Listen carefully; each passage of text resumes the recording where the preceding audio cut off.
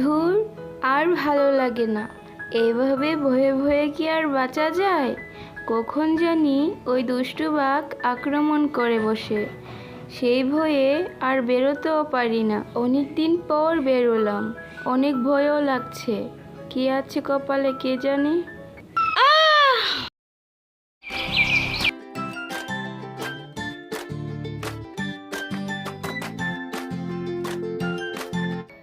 পাহাড়পুরি নামে একটি সুন্দর জঙ্গল ছিল। সেই জঙ্গলে প্রাণীরা একটুও খুশি ছিল না, কারণ সেখানে বাস করত একটি দুষ্টু বাঘ। আর সে বাঘ সামনে যাকে পেত তাকেই খেয়ে ফেলতো। কি স্বাদ! এইভাবে রোজ একটা করে শিকার করব, আর কেউ আমাকে কিচ্ছু বলতে পারবে না। বাঘের কাছ থেকে বাঁচার জন্য সেই বনের কয়েকটা প্রাণী একসাথে হলো, আর তারা সিদ্ধান্ত নিল রাজার কাছে যাবে।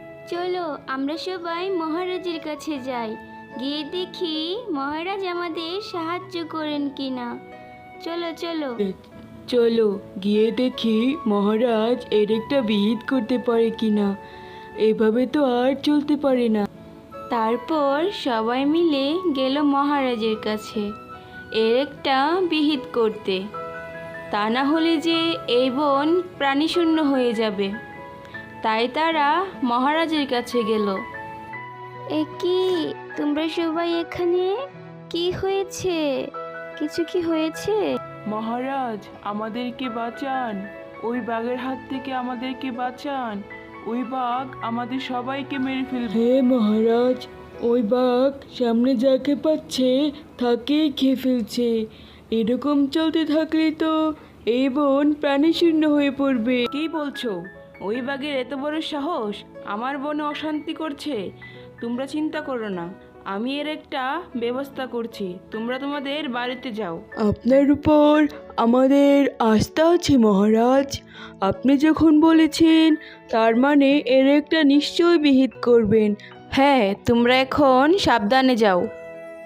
তারপর মহারাজের কথা শুনে সবাই যার যার বাড়ি চলে গেল। এই বানর, যা শিয়ালকে আসার সময় নিয়ে আসবি, আর বাঘকে বলবি আমি রেখে পাঠিয়েছি। আমি এক্ষুনি যাচ্ছি মহারাজ। আজকে আমার কপালে কি আছে কে জানে। মহারাজ কি জানে না সে বাঘ কত দুষ্টু? আমাকে যদি সামনে পেয়ে খপ করে ধরে খেয়ে ফেলে। না না, ওর সামনে কিচ্ছু বলা যাবে না, ভালো হয়ে থাকতে হবে। আরে বানর তুই, আমি আরো ভাবলাম আরেকটা শিকার আসছি বুঝি। আমি তো খুব খুশি হচ্ছিলাম। কিছুক্ষণ আগে একটু খেলাম, কিন্তু মন ভরেনি। যা দুষ্টু, কি বলো তুমি? আমি কেন তোমার শিকার হতে যাব? আমি তো এসেছি মহারাজ তোমাকে ডেকে পাঠিয়েছে সেটাই বলতে। ও, মহারাজ ডেকেছে? আচ্ছা ঠিক আছে, আমার যখন সময় হবে আমি তখনই যাব। তুই বেশি পেচ পেচ করিস না তো, না হলে আমি তোকেই খপ করে খেয়ে ফেলবো। বাঘ ভানুর বাঘ, জান প্যারি হে তো বাঘ, চাচা যার জান বাঁচা। মা গো মা, আমি আর কখনোই ওই দুষ্টু বাঘের সামনে যাব না। কিরে বানর, কি বলছিস মিনমিন করে? আর এদিকেই বা কোথায় যাচ্ছিস? ওই দুষ্টু বাঘের কাছ থেকে আসলাম, তাই তো ভয় পেয়ে আছি। আর যাচ্ছিলাম তোমার কাছে। মহারাজ তোমাকে আমার সাথে এক্ষুনি যেতে বলেছেন। তাই না রে? তাহলে এক্ষুনি চল। শিয়ালকে সঙ্গে নিয়ে বানর এলো মহারাজের কাছে। এসে শিয়াল বলল, মহারাজ, হঠাৎ আপনি আমাকে ডাকলেন, কোনো কি কাজ আছে? এখন জঙ্গলের যে পরিস্থিতি সেটা তো তুমি জানোই, আর সেই বিষয়েই তোমার কাছে কিছু পরামর্শ চাইছি। হ্যাঁ মহারাজ, আমি জঙ্গলের বিষয়ে জানি, আর আমি থাকতে আপনি কেন টেনশন করছেন? আমি যেভাবে বলছি আপনি শুধুই সেইভাবে করেন। বা, বেশ খাসা একটা বুদ্ধি বের করেছে তো শিয়াল পণ্ডিত। এই যাকে বলে এক ঢিলে দুই পাখি। তা এই সামান্য শিয়াল আবার কি বুদ্ধি বার করলো, তা আমিও শুনি, বলুন আমাকে। শিয়াল কি বুদ্ধি পার করলো সেটা তোমার না জানলেও চলবে। তুমি তোমার চরকায় তেল দাও। তুমি জঙ্গলের সবার উপর অত্যাচার করছো, সেটা নিয়ে তুমি কি বলতে চাও? এইভাবে চলতে থাকলে তুমি এই জঙ্গলে থাকতে পারবে না। আমি তো তেমন কিছুই করি নাই, আমি তো শুধু আমার ক্ষুধা মেটাচ্ছি। আর আমার নামে এই কথাগুলো আপনার কাছে কে বলেছে?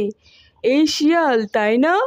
দেখো, আমি তোমার সাথে কোনো রকম তর্ক করতে চাই না, আর না মারামারি করতে চাই। তাই আমি তোমাকে মাফ করব, কিন্তু আমার একটা শর্ত আছে। সেই শর্ত তুমি মানতে পারলে আমি তোমাকে মাফ করে দিব। আমাকে কী শর্ত মানতে হবে শুনি? শিয়াল পণ্ডিত তোমাকে একটা প্রশ্ন করবে, তুমি যদি তার উত্তর দিতে পারো তাহলে তুমি এই বনে থাকতে পারবে, আর যদি তুমি না দিতে পারো তাহলে তোমাকে এই বন থেকে চলে যেতে হবে, আর তুমিও একটি প্রশ্ন করার সুযোগ পাবে। এই সামান্য শিয়াল আমাকে হারাবে? মহারাজ, আপনি আমাকে হাসালেন। যাই হোক, আমি তাহলে আমার প্রশ্ন করি। বলো তো, কোন জিনিস জন্ম থেকে বুড়ো? এটা তো খুবই সোজা, আর তা হলো বুড়ো আঙুল। বুড়ো আঙুল জন্ম থেকেই বুড়ো হয়। ঠিক বলেছি তো? মানে হ্যাঁ, ঠিক। মানছো তাহলে? তাহলে এবার বলো তো, কোন ছানা খাওয়া যায় না? দেখি পারো নাকি? কেমন প্রশ্ন! আমি তো সব ছানাদেরকেই ধরে ধরে খাই। এমন কোন ছানা যাকে খাওয়া যায় না? পারলে না, তাই তো? উত্তরটা হলো বিছানা। তাহলে তুমি এবার তোমার হার মেনে নিচ্ছ তো বাঘ? হ্যাঁ, আমি আমার হার মেনে নিয়েছি, আর আমি এক্ষুনি চলে যাব জঙ্গল থেকে। বলে বাঘ সে বন থেকে চলে গেল। আর এভাবেই সেই বন আবারও খুশিতে ভরে উঠল।